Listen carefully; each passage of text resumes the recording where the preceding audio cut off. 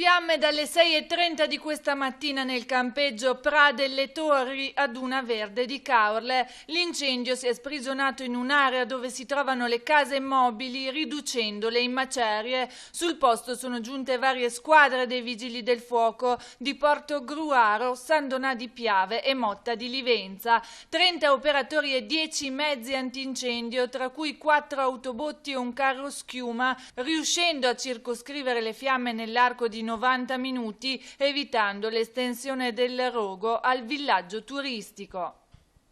Sono terminate attorno alle ore 15 le operazioni principali di soccorso da parte dei Vigili del Fuoco. L'incendio ha distrutto 43 bungalow, danneggiando anche un'altra decina di strutture ricettive. Nessuna persona è rimasta ferita. Nell'incendio sono state coinvolte 86 bombole GPL con l'esplosione di 4. L'elicottero Drago 82 del reparto volo di Venezia e Drago 60 di Bologna hanno monitorato l'andamento dell'incendio dall'alto, dando indicazioni alle squadre a terra. Le operazioni sono state coordinate dal comandante dei pompieri di Venezia, Loris Munaro.